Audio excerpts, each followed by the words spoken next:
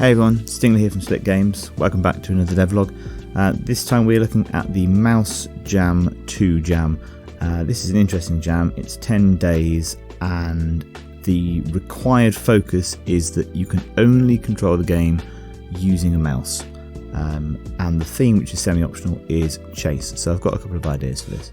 Okay, so I am going to attempt to build a 3D platformer, which is going to be very interesting. I'm going to be using Godot 4, so this is going to be my first Godot 4 game that I've tried to produce, so we shall see how we get on. Idea is going to be that you are a space pirate, you've crash landed on a planet and someone's nicks your part of your ship and you have to chase after them from island to island until eventually you catch up with them and you get your part back. So this is what we've got so far. Here's my little dude. He is a pirate and he is standing on a platform. Got the sort of depth of field thing going on and stuff like that. And right click will make him walk and left click makes him jump. And at the moment the water isn't really doing much, but as you can see here I'm walking, and if I hold down the middle click I run.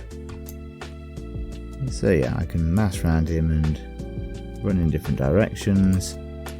The only problem at the moment is to jump whilst running, you kind of have to hold all the buttons down at the same time. I don't think that's going to work. I also think the jump's a bit high, but yeah. I've spent an excessive amount of time making my water shader look kind of nice. I followed a tutorial which I will link in the description below. Really good tutorial, but I couldn't quite get it exactly how I wanted it, but it kind of works now, so I'm fairly pleased with that. I've also created my first island, as you can see here, and at the end of this island, obviously this is just going to be the sort of most basic island that you come across. You will basically be forced to jump over that little gap there and jump up onto this platform here. And then I've also linked up this this portal or this gateway or whatever, so that it actually will link to the next island. At the moment there isn't a next island, so when you go through it, it links you back to the starting spawn point. But yeah, this is good because I can completely reuse this code and it should be really straightforward to link up portals to the next island each time. Okay, so I've been playing around with some visual effects for the portal. Basically I want some sort of, I don't know, something to go in the middle of it that the player has to walk through. And been looking on the Godot Shaders website. Again, I'll drop that in the link below. And I found this really cool one, which looks freaking awesome. The only problem with it is that it basically runs very very slowly on my machine, and also I can't work out a way of making it fill the whole doorway. I mean, I can make it fill the whole doorway, but it literally makes the whole thing just a big splodge because it's obviously sort of circular. But my god, how cool is that? Love it. But yeah, sadly I'm going to have to change it up for something else. Okay, this is what I've got now. It's kind of cool. It's not as cool as the other one, but it looks pretty good. I've stuck a little purple light inside of it as well, so you get a sort of nice glowing effect on the inside of the portal. Yeah, that's fairly pleased with that. Okay, I've made some decent progress here. I now have collectible items, and as you can see here, the portal is currently not activated. If I go through it, nothing happens. If I collect all the items on an island, the portal becomes enabled, which means that when I go through it, I will find myself on the second island, a little bit away from the first one. So that's sort of major change number one. I kind of wanted to make it work like that rather than just getting to the end door, because it means that I can sort of encourage people to explore a bit more, I think. The other thing I've done to encourage people to explore is I have added stars on each of the islands, and they're going to be hidden. I mean, this one's not really that hidden. Hidden or slightly more difficult to get to. And the idea is going to be that each island is going to have one star. You will collect the stars to completely 100% the game.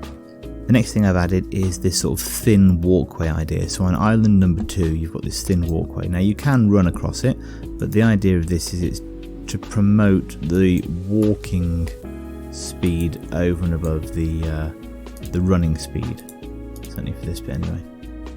The last thing I've done is I have sort of enabled this death zone and respawn system. So now when you die by falling off the at the moment the only way to die is by falling off the island, you respawn back on the current island that you were on. So if I was on island number 1 over there, when I died, I would respawn on island number 1.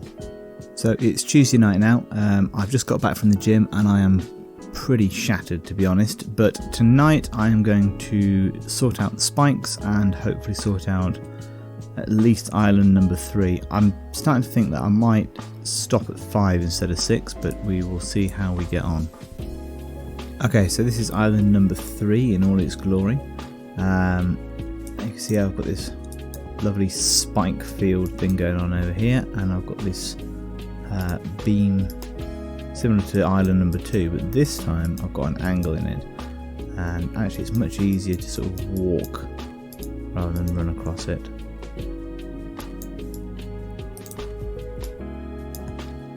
So yeah, you can see I've got these platforms here, and if you miss them and you hit the spikes, you die and respawn.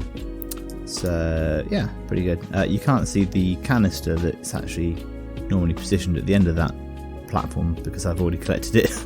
But yeah, the idea is you'll have to go over there to collect one of the canisters, and then you'll come this way to collect this canister, which will open up the doorway. And I've also got a sneaky little star down here, which is a bit tricky to get. More tricky is actually getting back up without dying, and it kind of raises the question, when you die, should you lose the progress on that island? Should you should it respawn the capsules? Should it respawn the star? And I think it probably should. Yeah, I think it probably should, so I'm going to have to work on that at some point. I'll add that to my list. Okay, I thought I'd just show you the code that I've written to reload resources on an island. Because I actually track which island I'm on, it's very simple for me to just basically call a new method on that island to reload its resources on the spawn player method in the world. So basically every time the player spawns, whatever island that player is on is going to reload its resources. So within my island code, now on my ready, I basically track the initial star position and also all of the initial positions of capsules. And then down here, when we come to actually reload the resources, I basically throw away any capsules that still exist and then reinstantiate those capsules at the positions that they were initially. The star's a little bit different because there's only one star. It sort of sits at the root level within the island. I've got to check to see whether it has been collected already. If it hasn't been collected, then basically this weak reference thing will return a value instead of a null. So it's basically checking to see whether or not the star is in fact there. If the star is there, it throws it away and then it instantiates a new star underneath. And then finally, the last thing I do is deactivate my portal. The portal itself is pretty straightforward. There's just a boolean flag whether it's active or inactive effectively, and when that flag is true, it will allow the area to emit when a body has been entered, as in when the player goes into the doorway. So in game, this is what happens. Now when I come over here and I collect my capsule, my doorway opens up. If I come around here and collect my star, that's great, and then if I die for whatever reason, the capsule respawns, the star will be there as well, and the door is now deactivated, so I can't move on to the next island. It's Wednesday and I've spent basically all evening on one island, and that is because I have introduced cannons into the fray. I'm kind of proud of them actually. They're pretty cool. So basically you can see they animate, they shoot spiky ball things that rotate and they explode when they hit a surface. Obviously if that surface is you die. Pretty straightforward. I've actually made it so that there's a difference between certain cannons. You can basically specify the speed and the frequency of the balls, and I had to do that because this bit here was actually just completely impossible. It's very hard to actually get the star now. Well, it's easy to get the star. That's not true. It's very hard to get back because you kind of have to jump each ball as it comes near you, and then you've got to try and get into this gap here, and then this next bit is really hard because it just requires some very good timing. But yeah, Island 4 sorted. So I'm working on my 5th island, and I was having an issue with the fact that I think basically I've got so many explosions now that it's actually causing issues with the game itself. So I put a Q3 in on the explosions, and now I've got this weird graphical artifact. I don't know if you can see it on the screen, but it's like every now and again there's like this weird flash. You see it? I don't know where it's coming from. It's nearly 2 o'clock in the morning. I'm absolutely shattered, but I have finished my level 5. It's pretty good. It's kind of fun to play. You've basically got a lot of cannons, a lot of thin walkways. This is the sort of final level that you'll play on. It is all entirely achievable. And there's this cool little mountain thing over here whereby you can sort of climb up it, which is great because it shows that you can clip the camera straight through the landscape, and I haven't fixed that yet. But hey ho, yeah. Lots of spikes, lots of cannons. Level 5. As you can see, I've also added a user interface to the game, so now you can see the number of canisters that you need to collect still, and the number of stars that you've collected, and they all sort of change and update correctly as you would expect. I've changed the sky shader. I've changed the sky to a sky shader, which is great because it looks lovely. I really would have liked to have got some stars in it, but I can't quite work out how to do that. And yeah, it's great. It now runs even more sluggishly on my laptop, so but it looks nice. I've been working on the story elements to the game and starting to add some decoration to the islands in the name of, well, a great big rocket actually. I've also included some dialogue now, so when Dave crash lands, he doesn't know where he is, and you know, there's that sort of start to that. And now you've got this dude over here, and this guy is basically going to tell you that he's taken your parts and he's distributed them all over the place, and he wants you to play with him. Basically, he's all lonely, and when you get to the end of this dialogue, he jumps off to the next island. Whee! Got to stop the player from jumping. So thus starts the game, and basically as you catch up with him, every time you catch up with him, he basically jumps off to the next island, where you then have to catch up with him again. It's now Sunday. I spent a few hours yesterday fixing those bugs, and I also spent way too long texturing my rocket. So now it looks pretty cool, but I actually think it looks a little bit out of place in the game itself. So you can see now my rocket here, it just looks a bit too textured. I've got a few little textures in the game itself in other places, but yeah, nothing as elaborately textured as this, and I don't think it's quite right, so I'm probably going to have to tone it back a little bit. The other thing I have done is change the walk mechanic, so now you can see a little UI on the right hand side of the screen. When I move, I am running, but I can now toggle this with the scroll wheel on my mouse, and now when I move, I'm walking.